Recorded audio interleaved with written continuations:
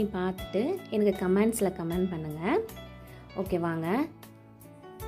நான் பாருங்கள் rice water எடுத்து வச்சுருக்கேன். ஃபஸ்ட்டு வாஷ் பண்ண தண்ணியை விட்டுட்டேன், ரெண்டாவதும் விட்டுட்டேன், மூணாவதாக இருக்க தண்ணி தான் இது. அந்த தண்ணியை நான் அப்படியே தனியாக எடுத்து வச்சுக்கிட்டேன். அதில் ஒரு லெமன் சைஸ் புளியை வந்து நான் ஊற வைக்கிறேன். நம்ம நார்மலாக வாட்டரில் ஊற வைப்போம். நான் இப்போ இந்த தேர்ட் வாஷ் பண்ண வாட்டரில் நான் வச்சுருக்கேன். தேவையான இன்க்ரீடியன்ட்ஸ் பார்த்திங்கன்னா சின்ன வெங்காயம், வரமிளகா, நான் பூண்டை தட்டி வச்சுருக்கேன். இவ்வளோ பூண்டு போதும், நான் தட்டி வச்சுருக்கேன். சீரகம் தாளிக்கிறதுக்கு, கடுகு, வெந்தயம், சீரகம் இது 3 தாளிக்கிறதுக்கு. இந்த பாருங்கள் ஊறுது பாருங்கள் புளி. நல்லா நம்ம அதில் கரைச்சி விட்டுக்கலாம். இது ஒரு 1/4 மணி நேரம் ஊறட்டும். இதில் ரொம்ப மருத்துவ குணம் இருக்குது இந்த ரசத்தில். ட்ரை பண்ணி பாருங்கள், டேஸ்ட்டும் நல்லாயிருக்கும்.